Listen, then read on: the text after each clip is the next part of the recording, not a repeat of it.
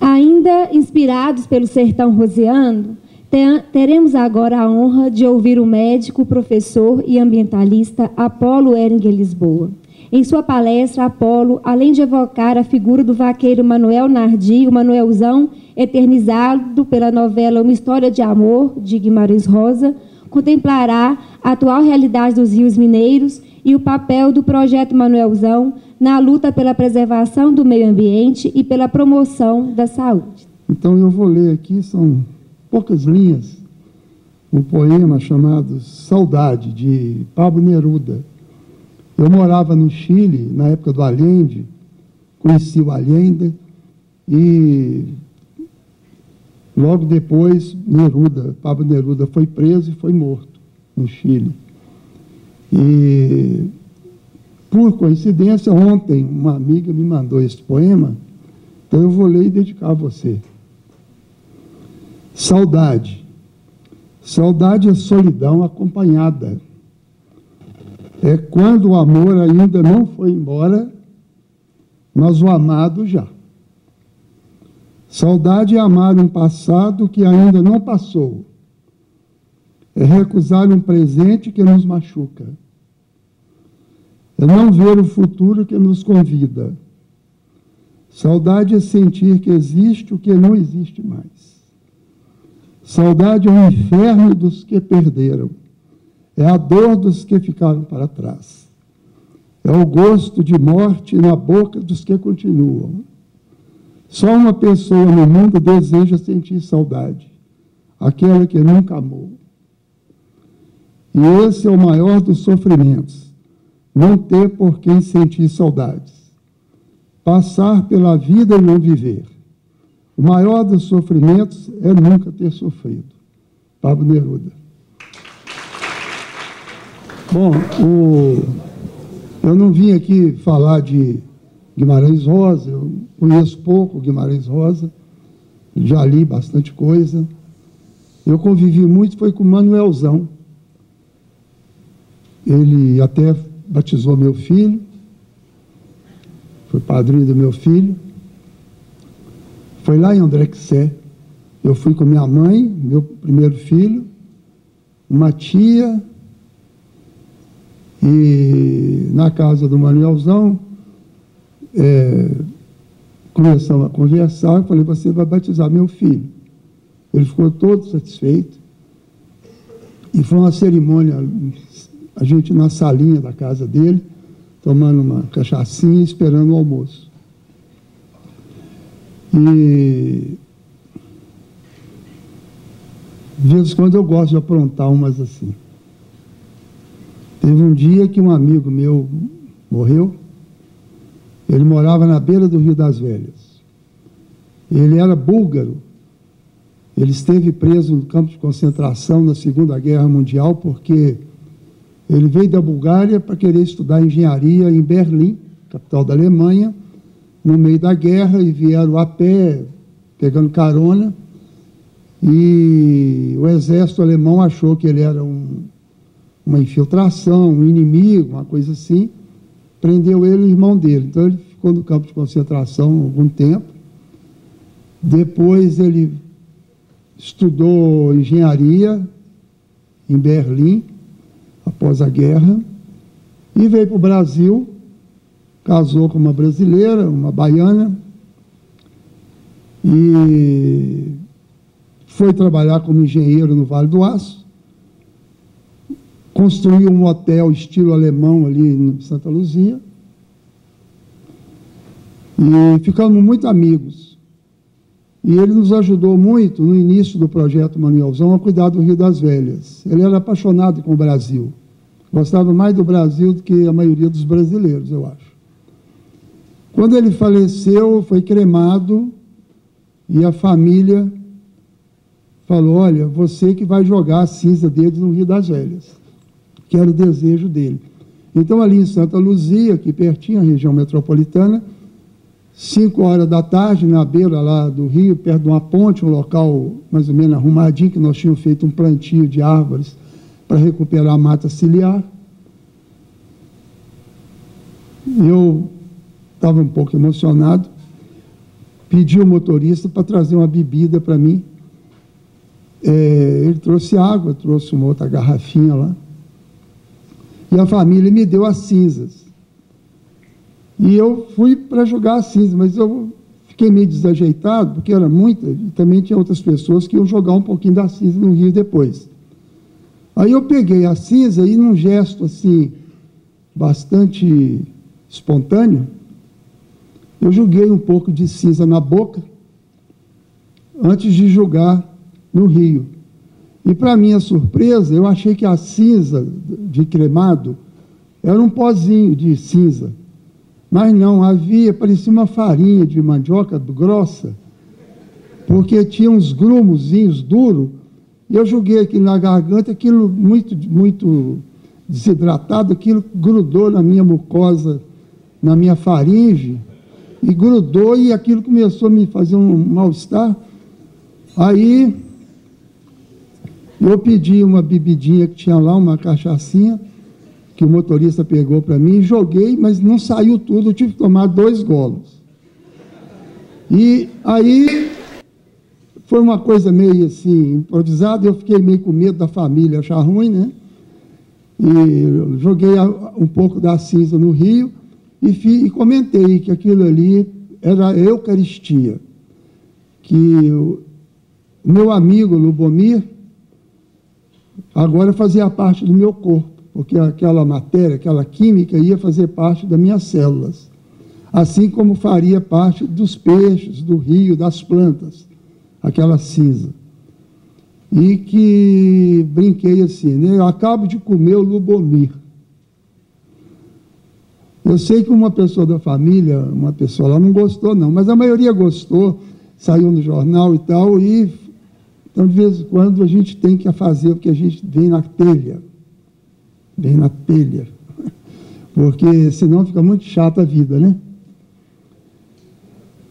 A questão do meio ambiente, porque a minha fala aqui está muito ligada com o meio ambiente e com cultura e com saúde, porque na vida tudo está ligado. Eu não consigo separar as coisas. A minha maior dificuldade na escola era separar a geografia de matemática, de química, de história. Eu bagunçava tudo. Para mim, tudo era a mesma coisa. São aspectos diferentes da mesma coisa. E o grande problema da universidade, eu aposentei na Faculdade de Medicina, eu fui professor muitos anos na Faculdade de Medicina da UFMG, aposentei há uns 4 anos, é que tudo era separado, né? Tinha departamento de clínica, departamento de medicina preventiva, departamento de cirurgia, tudo separado. E cada departamento tinha um monte de disciplina lá dentro, entendeu? Tudo assim, como se fosse uma caixinha de correio, que cada coisa tem um lugar. Aquilo, eu tinha muita dificuldade de transitar nessa questão. E não era só eu, não. Tem uma prêmio Nobel de Medicina, que foi premiada tem uns 10 anos, eu nunca consegui pegar o texto dela. Ela deu uma entrevista, quando recebeu o prêmio Nobel, e ela falou assim: o mundo tem problemas, a universidade tem departamentos. Um dos maiores entraves ao conhecimento humano é a separação das coisas, feita pelo pensamento analítico, que separa tudo para poder entender. Só que tem que você entende as coisas separadas, e na vida real as coisas não funcionam separadas, está tudo funcionando junto. Então, nós não temos um entendimento da realidade, nós temos uma representação falsa da realidade. Então, todo conhecimento nosso não tem base. Se nós não reinterpretarmos a vida do planeta, do mundo, se a gente não repensar a forma como a gente adquire conhecimento, produz conhecimento e transmite conhecimento, nós não seríamos capazes de resolver os problemas do mundo, porque o nosso conhecimento é falso. Tem um autor que me ajudou muito a entender melhor essa questão. Eu já pensava assim, essa crítica vem desde quando eu era criança. Mas, quando eu fiz meu doutorado em educação, na UFMG, já foi um problema, né? Porque um médico fazer doutorado em educação, né?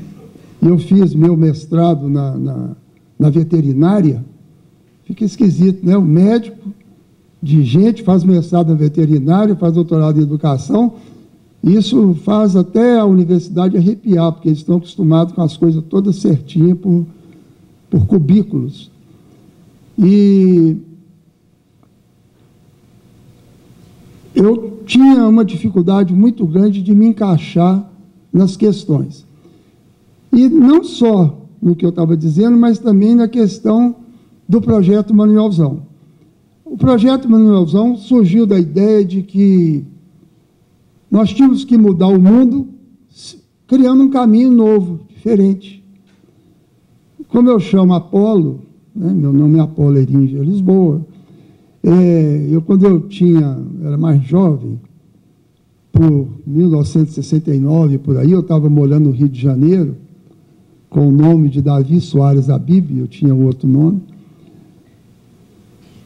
Eu morava num lugar bem pobrezinho no estado do Rio, perto de Mangaratiba, e não tinha televisão, não tinha nada em casa. No dia que eu vi que o homem ia pousar na Lua, eu saí, fiquei olhando a Lua assim, e imaginando tudo que deveria estar acontecendo naquela hora. A nave, parece que é Apolo 11, não sei, chegando na Lua, e eu, meio camuflado, lá numa praia do estado do Rio de Janeiro, numa casinha, e pensando. Aí eu disse, mais recentemente, né, em 1988, por aí, que começou a me dar a ideia de fundar o projeto Manuelzão, eu pensei assim, faz de conta que o Apolo está voltando à Terra. Eu saí daqui com a mentalidade, e agora eu estou voltando. Então, o Apolo voltando à Terra, observou a Terra de longe, uma bola azulada, e imaginando o que estaria ali me esperando. E a ideia que veio é de uma bacia hidrográfica. 3/4 da superfície da Terra sendo água, e ao chegando mais perto eu fui vendo os continentes, 1/4 do território da superfície. E você não via país, você não via cerca, você não distinguia muito entre gente e animal, você via cidades assim, havia muita mata. Então a ideia que eu tive era que a gente precisava de refundar o mundo, refundar a nossa interpretação, a nossa representação do mundo. Nós tínhamos que refundar isso, para ver se conseguia resolver os problemas que a gente tem, que são muitos. E foi aí que nasceu a ideia do projeto Manuelzão, como um projeto que tivesse uma dimensão internacional. É um engano achar que o projeto Manuelzão tem como objetivo despoluir o Rio das Velhas, trazer de volta o peixe ao Rio das Velhas. O projeto Manuelzão se fez em torno do Rio das Velhas, na verdade, da bacia hidrográfica do Rio das Velhas, que inclui 51 municípios, vai de Ouro Preto a pertinho de Pirapora, na Barra do Guaicuí, 28 mil quilômetros quadrados, tem uma extensão de 804 a 806 quilômetros de extensão, com as suas curvas, nos meandros do rio.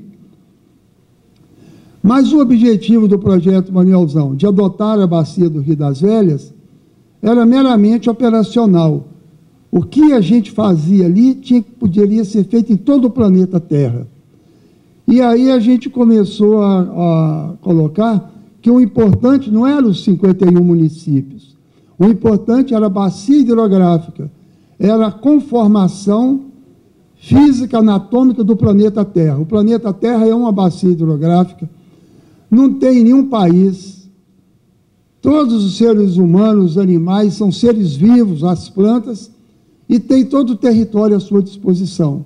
Esse conceito de país, esse conceito histórico, cada país tem que defender a sua fronteira, aí cria forças armadas, cria polícia, começa a ter guerra, começa a cercar as coisas. Isso aí foi um equívoco muito grande, talvez por necessidade de outras épocas, mas não tem mais sentido existir isso. A globalização da vida é fundamental. O planeta Terra é pequeno, tanto é que a gente já está fazendo exploração do universo, porque manter as fronteiras no planeta Terra. Então, essa ideia do projeto Manuelzão ultrapassava tudo que era feito até então em termos ambientais. Só que, a semelhança do cristianismo, que foi um pensamento muito avançado para a época que Jesus teve, até hoje a humanidade não conseguiu entender que o Império Romano tomou conta e prostituiu a ideia de Cristo. Tanto é que os países cristãos vieram colonizar e fazer um genocídio aqui na América. Tudo isso exige que a gente tenha ousadia do pensamento. Eu, como idealizador do projeto Manuelzão, eu não fico muito frustrado em ver que a nossa ideia não conseguiu a profundidade, de ser compreendida na profundidade, porque tem outros exemplos históricos. Se a ideia é mais avançada do que uma época, você não consegue implementar isso, vem com o tempo. Mas a questão do meio ambiente só pode ser assimilada, só pode ser compreendida numa dimensão internacional. Você não pode ter meio ambiente por município.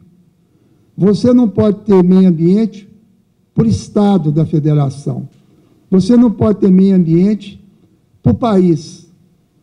O meio ambiente só pode ser compreendido como o planeta Terra como um todo.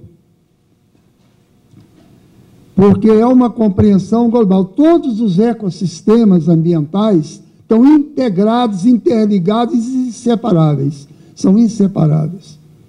Os oceanos, os rios, o ar, a corrente marítima, a corrente aérea, aonde o vento faz a curva, os polos, o gelo, os pássaros, a migração das aves, os seres humanos, isso tudo é uma questão só. O planeta Terra é um único município. O planeta Terra é uma coisa só.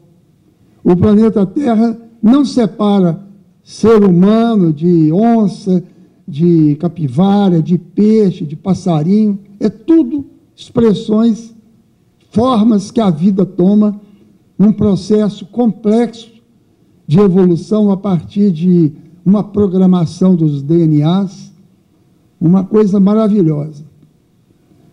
A minha admiração é muito grande pela luz que vem do conhecimento da realidade. Todo o conhecimento nosso na escola, na universidade, na pesquisa, tudo que o Einstein descobriu, tudo existe.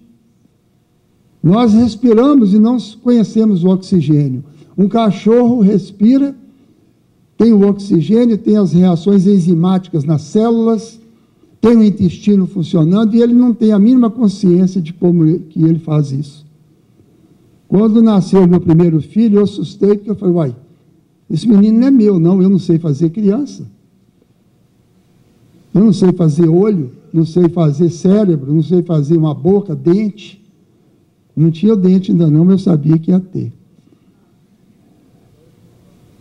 Então, eu falei, olha, nós somos meio automáticos, né? Nós fazemos as coisas sem saber, sem pensar, e isso implica um conhecimento fabuloso em tudo que tem na natureza, no universo. A forma como funciona a gravitação dos corpos celestes, a energia solar. No caso, por exemplo, da questão do meio ambiente, eu acho muito bonita a pessoa pegar uma garrafa PET e fazer uma vassoura. Pegar uma garrafa PET e fazer um troço qualquer lá para reaproveitar o material. Eu acho muito bonito e fácil também limpar um rio, tirar plástico da praia. Só que tem que meio ambiente é uma coisa muito mais complexa. A gestão ambiental do planeta Terra implica uma compreensão da vida na Terra. A economia mundial, ela é predatória. Frei Vicente Salvador, que viveu no século XVI aqui no Brasil, ele falava que os portugueses que estavam aqui só queriam fazer predação, destruir, pegar coisa para levar para Portugal. Com o tempo, o pessoal foi ficando por aqui mesmo, era muito longe, 3 meses de viagem, muito perigoso. Aí tinha muito ouro em Ouro Preto, o pessoal acabou fazendo casas boas em Ouro Preto, construindo igrejas em Ouro Preto, e acabou esse negócio aqui, virou o Brasil. Porque senão o pessoal estava todo para Miami, estava indo para Lisboa, estava indo morar em outros lugares. Mas hoje até a maioria já quer morar aqui mesmo.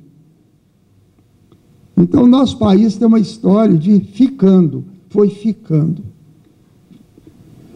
E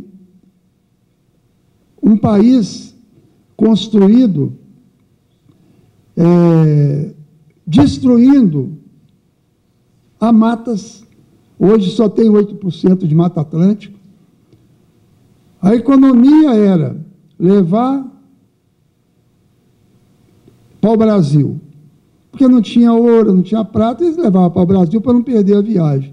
Ele tinha uma cor de brasa, eles viram que tinha uma tinta que saía, podia ser muito útil, a cor vermelhada, para corar as roupas lá na Europa. Sobretudo, roupa dos palácios, a tinta vermelha era muito importante. Mas o que eles queriam mesmo é descobrir ouro. E começou a descobrir mais em final do século XVII, 1690 e pouco, em Tripuí, aqui perto de Ouro Preto. Depois descobriu diamante, diamantina, mas isso já no século XVII, século XVIII praticamente, porque foi no final do século XVII. Mas em 1532, os milionários da Europa, a burguesia que não tinha o poder ainda, essa burguesia que era oprimida pela nobreza, pela igreja e pelo sistema feudal, essa burguesia europeia não tinha o poder na mão, tinha dinheiro, era perseguida, ficava vagando. Os judeus foram perseguidos na Península Ibérica, fugiram um pouco para o norte da Europa, ou para a Holanda, outros fugiram para o Brasil. As grandes navegações, tinha pessoas que ganharam muito dinheiro fabricando barcos, eram os armadores, que tinham tecnologia e a sabedoria de cientistas da Itália, que se aproximaram da Espanha e de Portugal para vender seus serviços. E o mundo se constituiu com a descoberta numa coisa interessante. É como se hoje a gente descobrisse vida no outro planeta aí. Quando eles descobriram um continente novo, ficaram na dúvida. Não, isso aqui é a Índia, não é a Índia, por isso que o pessoal chama Índia, né?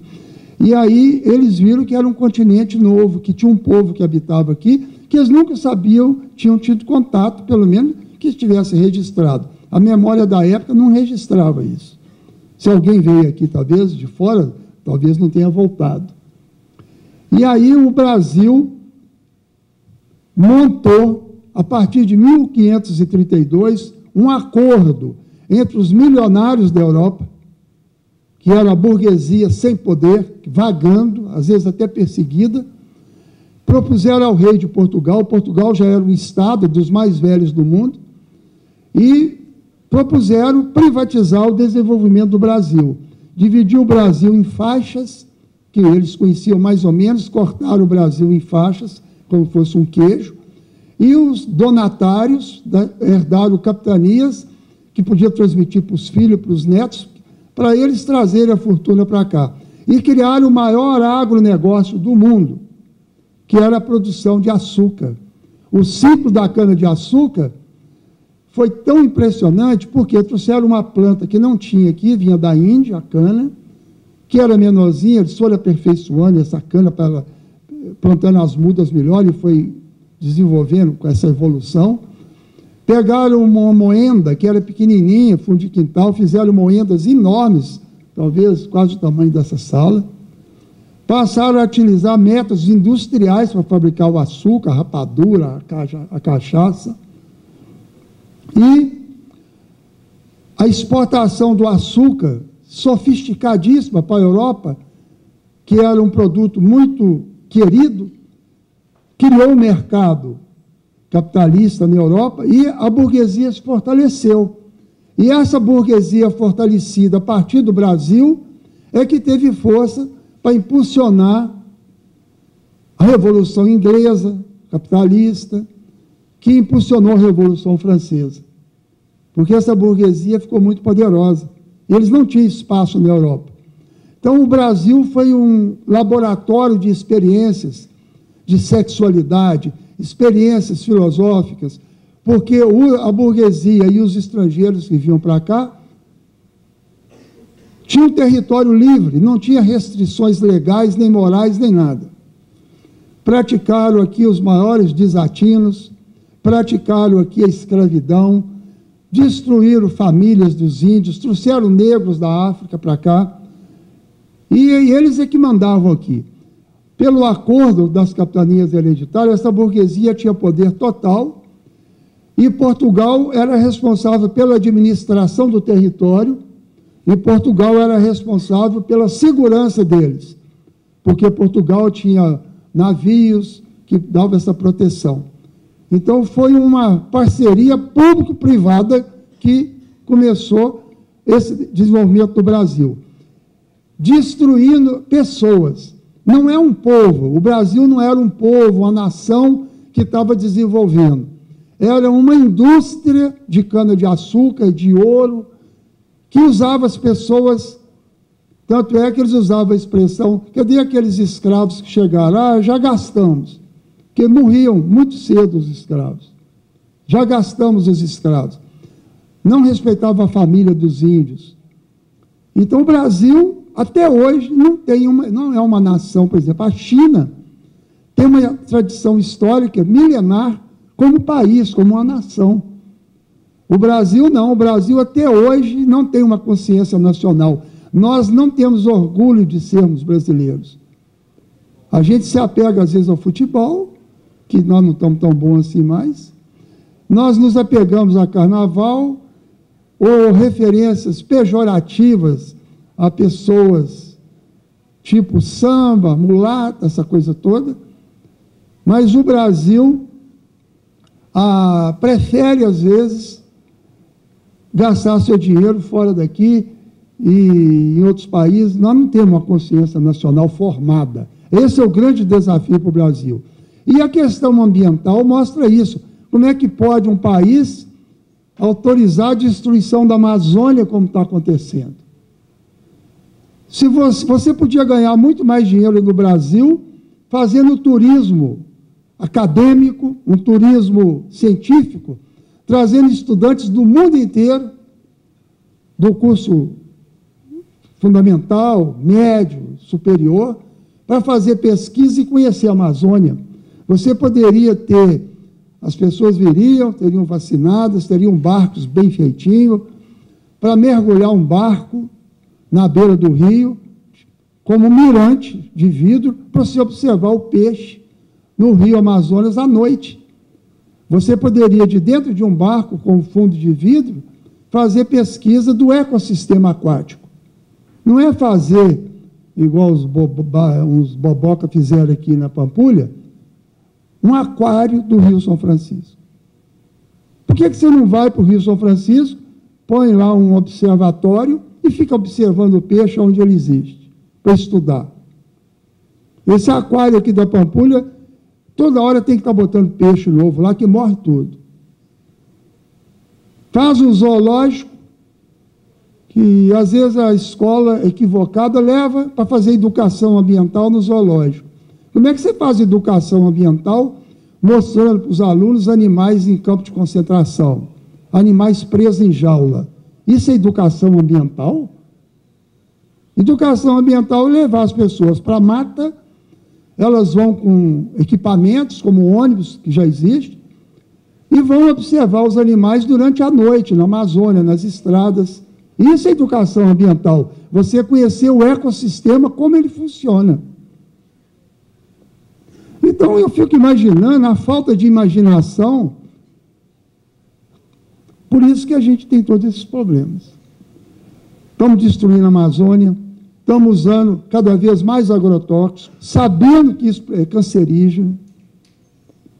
Nós estamos com a alimentação toda contaminada, nós estamos destruindo o Pantanal, já destruímos a Mata Atlântica. Com o desmatamento, destrói o solo, porque com a chuva, com o sol, com o frio, aquilo vai tudo sendo levado para dentro do rio, fazendo o assoreamento dos rios. Os esgotos são lançados dentro do rio por empresas de saneamento, muitas vezes estatais. Como é que você pode jogar esgoto no rio? Pensa bem, que mentalidade. Sendo que você tira do rio o alimento, a pobreza tira o peixe. Eu, quando era menino, eu ia muito em Salinas, no norte de Minas, eu ia pescar, eu gostava que a minha mãe fritasse um peixinho, e os pobres todos traziam um peixinho para comer. O peixe, para o pobre, é a Bolsa Família que a natureza dava. Ele tinha o trabalho de buscar, mas não ficava devendo favor para ninguém. Ele não era capturado pela política clientelista. Ele ia buscar uma fruta no cerrado, vai destruindo o cerrado, destrói a mata, destrói o rio. O pobre fica pedindo esmola e depois é criticado porque esse pessoal não quer trabalhar, fica pedindo esmola. Mas destrói todo o meio ambiente que alimentava. Antes do ser humano existir no planeta Terra, e isso não é nada de ciência, de evolução não, viu, gente? Está na Bíblia. A Bíblia mostra que foi separado as trevas e a luz, foi separado a terra e a água, e aí foram criados os vegetais, depois criados os animais, depois Deus criou o ser humano. Está na Bíblia. Essa cosmogonia é a mesma do cientista até hoje. Então, antes do ser humano existir, não havia economia no sentido da cultura, tipo Secretaria da Indústria, Ministro da Indústria, não tinha ministro tal da Economia, não tinha nada disso. Não tinha produção de supermercado.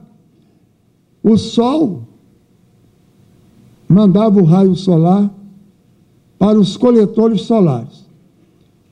Já havia coletor solar muito antigo aqui, há milhares e milhões de anos. Coletor solar, energia solar, não é coisa atual. A folha é um coletor solar. A folha das árvores capta o raio solar, tem a fotossíntese, que vocês já estudaram, e todos os animais que viviam na Terra, desde os micróbios até as onças, os dinossauros, tinham alimentos para comer. Então já havia mel, já havia leite, já havia carne, peixe, fruta, todo tipo de fruta já tinha. Então, o que aconteceu de novo com o ser humano na Terra? Aconteceu coisas novas, lixo, esgoto, botar fogo nos negócios, guerra. Então, a questão do meio ambiente exige, cobra de nós, uma reflexão sobre a nossa inteligência. O que o ser humano está fazendo para melhorar o planeta Terra? Vocês já viram falar no mito de verdade, que é o Jardim do Éden. O Jardim do Éden é o planeta Terra. E o ser humano saiu do Jardim do Éden. Não foi porque transaram. O ser humano saiu do Jardim do Éden porque rompeu com a vida animal, com a natureza. O grande pecado da humanidade foi se considerar superior aos demais habitantes do planeta Terra, ter vergonha dos animais e sair fora. Com isso, passou a se julgar no direito de maltratar os animais. É impressionante como o ser humano maltrata os animais. A onça é um bicho perigoso, mas a gente sabe que o ser humano é um predador muito mais perigoso do que a onça, do que a cobra cascavel. O ser humano é o que mais mata os outros animais. É o mais perigoso. Não vamos longe, não. A história do Brasil nos ensina que os índios eram perigosos. O branco não era perigoso, que veio, invadiu a terra dele e tomou tudo. Olha para você ver como é que a versão que a gente tem, ela é muito deformada e é difícil você até tirar isso da cabeça. A gente vai acostumando e acha normal pensar errado e pensar coisa que não tem nada que ver. É preciso de uma mudança muito grande para você se dar conta. Então, a relação do homem com o meio ambiente tem que ser uma relação de respeito à vida. A economia política, a economia criada pela cultura humana, ela tem que aprender com a ecologia. O que é ecologia? Ecologia é economia natural. A economia natural produzia tudo sem destruição, sem produzir lixo nem esgoto, porque era tudo reciclado, tudo tinha compostagem. Naturalmente, por que o ser humano não aprendeu a fazer certo? Por que o ser humano não aprendeu a fazer corretamente, aprendendo com a natureza e até aperfeiçoando a natureza? É porque ele não tem a humildade, ele rompeu os vínculos com a natureza. Você vê uma relação dos seres humanos com os cães, um cachorro, né? Eu tenho lá em casa uma criação de border collie. Por acaso eu ganhei uma cachorra e ela foi reproduzindo, já está nos netinhos lá em casa, e ela me ajuda a criar minha família. A border collie é um animal docílio, muito doce. Eu já tive cachorro quando era pequeno, mas hoje a relação é muito mais próxima. Então, os animais olham para a gente pedindo compreensão. E isso não é só um cachorro, não. Você vê cavalo, quem trabalha na roça com vaca, com boi, eles olham para a gente pedindo compreensão, querem conversar com a gente. E a gente maltrata os animais, a gente não respeita um índio, um passarinho. Você vê o sofrimento dos animais, das mães, quando tem seus filhos, e vê aquilo acontecer, a separação. O ser humano é terrível. Eu sou muito otimista que o ser humano vai evoluir. A escola devia ser um centro de evolução do ser humano, e não de reprodução do sistema de opressão. A escola, a universidade, devia ser um sistema de evolução da mentalidade humana. O fundamental é a mentalidade humana. A escola e a universidade não devia ser um centro de reprodução da tortura de animais, um centro de reprodução de uma sociedade egoísta. Isso é meio ambiente também. É a visão, a nova visão do mundo. É uma volta ao passado. Quando eu falo volta ao passado, eu não sou uma pessoa anacrônica. O projeto Manelzão foi feito para trazer o peixe de volta ao rio. A história de Belo Horizonte, ali em Santa Teresa tem um bar lá numa praça, Bar do Pescador. O pessoal todo de Belo Horizonte ia para lá, dali eles desciam o rio Arrudas, antes de ser canalizado, que é um horror canalizar rio, e até o rio Sabará, e eles pescavam surubis de muitas dezenas de quilos, 40, 50 quilos, em Sabará. Tem fotos disso aqui. Então, por que o peixe desapareceu? Por causa do esgoto de Belo Horizonte, esgoto doméstico e esgoto industrial, que são lançados no Rio Arrudas e no Ribeirão Onça, e que mataram os peixes, estão destruindo e envenenando as pessoas. Então, a volta ao passado significa, nós queremos a volta do peixe ao Rio das Velhas e ao Rio São Francisco, que ainda tem muito, né? Mas o Rio das Velhas a gente conseguiu melhorar muito com o projeto Manelzão, até uns 10, 15 anos atrás. Depois, o governo abandonou. Eles não defendem o meio ambiente, eles defendem que a indústria e a agricultura têm água barata, de graça. Eles não pagam pela água que usam. Não pagam. Se alguém falar que paga, manda conversar comigo, que é mentira, eu provo. Nós pagamos água na nossa casa, mas a água para a produção industrial, para fabricar, em geral, em toda ela, não pagam, porque eles veem a água não como parte de um ecossistema, mas eles veem a água como insumo de indústria. E você não pode separar. A água é parte fundamental da vida e de um ecossistema. Você vai usar água com muito respeito e cuidado para não matar a vida na Terra, porque esses seres vivos, eles é que criaram essa situação que a gente vive aqui. Então, na questão da minha abordagem ambiental, eu até sugeriria a vocês, né? Eu tenho um blog que está desatualizado, mas então o essencial está lá. Para poder mantê-lo atualizado, eu tenho que contratar gente, aí é complicado. Meu nome, né? Apolo Erígio Lisboa, meu nome completo, tudo junto, .com. Apolo Eringer com Heringer. Apolo Eringer Lisboa, tudo junto.com.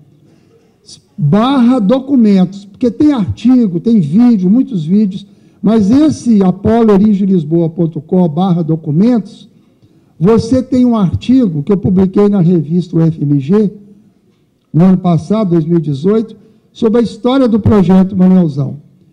Eu que sou o fundador do Projeto Manuelzão, depois eu convidei alguns colegas da Faculdade de Medicina, que foram comigo os fundadores. Eu faço uma crítica ao próprio Projeto Manuelzão, porque depois de 10, 20 anos, o que é que nós fizemos de errado, o que poderia ter sido melhor? Nós tivemos muito apoio da UFMG, mas eu faço uma crítica à visão da UFMG. Eu faço uma crítica à visão do Estado brasileiro, o Estado de Minas. Porque a crítica e a autocrítica é que nos leva a avançar. É o reconhecimento de que nós precisamos ter humildade e reconhecer os erros.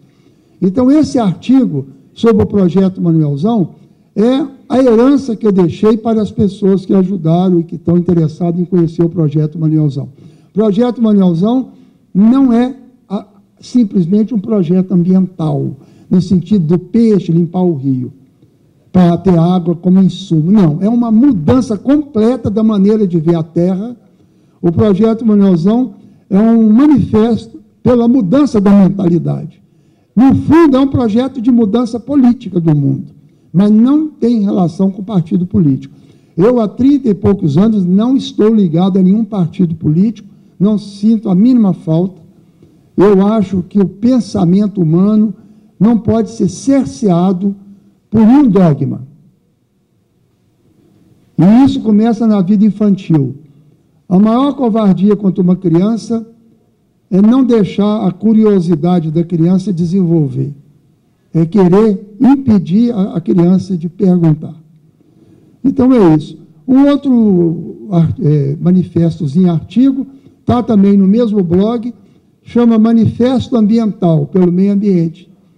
Ele está sendo divulgado todos os anos. Ele pegou, é um manifesto que vale para todos os anos, não precisa de ser só cada ano ter um novo. Então, esse manifesto é o que eu gostaria de deixar para vocês lerem, pessoas que se interessam pela questão ambiental, porque a gente aprofundou ali e faz uma crítica. Hoje, o movimento ambiental no mundo foi dominado pelo Al Gore, foi vice-presidente dos Estados Unidos, foi candidato a presidente. Ele ganhou o prêmio Nobel porque fez um vídeo denunciando o aquecimento global.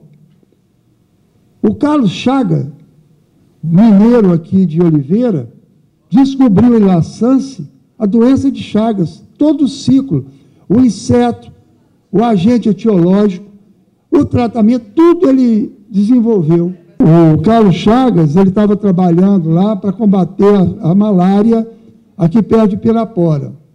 E o Carlos Chagas era ligado ao Instituto Oswaldo Cruz, trabalhava com Oswaldo Cruz. Tinha pessoas que morriam de coração, tinham um ataque cardíaco. Ele associou isso a um bichinho chamado barbeiro, que tinha nas casas de pau a pique. Muitas pessoas falavam que amanhecia com o olho inchado, porque esse bichinho picava o rosto, por isso chama barbeiro. E ele descobriu que dentro desse inseto tinha um micróbio que era transmitido no lugar que ele picava. Ele descobriu esse micróbio no sangue de uma pessoa doente, Dona Berenice, que era uma menininha na época. E ele descobriu o ciclo de transmissão da parasitose chamada doença de Chagas, por causa de Carlos Chagas, não é porque tem uma ferida, não. Chamou o agente etiológico, o micróbio, de Trypanosoma cruzi, em homenagem ao chefe dele, que é o Oswaldo Cruz. Ele merecia um prêmio Nobel. É o brasileiro que mais chegou perto de um prêmio Nobel, que nós não temos nenhum, que é o Carlos Chagas. Então, o Algor ganhou o prêmio Nobel por ter dito que estava derretendo a geleira. E a maioria dos ambientalistas do mundo, inclusive do Brasil, abraçaram a ideia do aquecimento global, da luta contra as emissões de carbono, pegaram isso com a liderança do Algor e abandonaram a ideia de que o eixo do movimento ambiental é a água, são os ecossistemas. E aí, a questão do aquecimento global é muito mais devido ao desmatamento, que não captura o carbono, do que propriamente você ter que plantar eucalipto. Eles estão plantando eucalipto, plantando monocultura para diminuir o carbono. A monocultura destrói a biodiversidade. Não tem meio ambiente sem biodiversidade. Então, você vê que nós estamos sendo enganados, muitas vezes, por teorias que surgem e que não são impostas pela mídia. A gente está com pouco raciocínio científico, e é um debate que eu deixo aqui para a escola e para todos vocês, debater a questão do aquecimento global e a questão da água no planeta, a questão da biodiversidade, a questão das relações econômicas internacionais, porque o meio ambiente é tudo isso junto, ok? E estou encerrando, então, só vou falar uma poesiazinha aqui do Manuelzão, que são pequenininhas, para vocês lembrarem bem do Manuelzão, que é um personagem de Guimarães Rosa. Quando ele morreu, a mulher dele, dona Didi, já falecida também, botou na mão dele um papelzinho, que era o amor verdadeiro, que é o seguinte: quando o açúcar amargar, quando o sal adoçar, quando Deus deixar o mundo, deixarei de te amar. Estava no Manuelzão, quando ele morreu. E esse é o amor verdadeiro.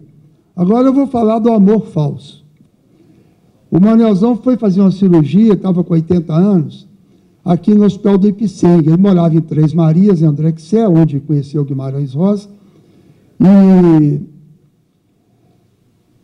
o médico de Três Marias falou que ele estava com câncer, porque tinha vomitado sangue, câncer no estômago. O médico do hospital aqui em Belo Horizonte falou: não, nós vamos operar você, mas pode ser uma úlcera perfurada. E uma jornalista entrevistou o Manuelzão, ele já era conhecido, Guimarães Rosa, por causa daquela viagem com Guimarães Rosa. Aí perguntaram: ô Manuelzão, você tem medo de morrer, fazer uma cirurgia com 80 anos? Aí ele respondeu: não tenho medo da morte, porque sei que eu vou morrer um dia. Tenho medo do amor falso, que mata sem Deus querer. E, para finalizar, eu vou dar um conselho para vocês de dieta, né? Porque eu, como médico, eu tenho que deixar algum recado médico também, que é o seguinte. Aí eu queria que vocês me ajudassem a repetir para guardar: sal, açúcar, gordura e álcool não podem ser com fartura, senão você vai para a sepultura de forma prematura. É verdade pura. Valeu, gente.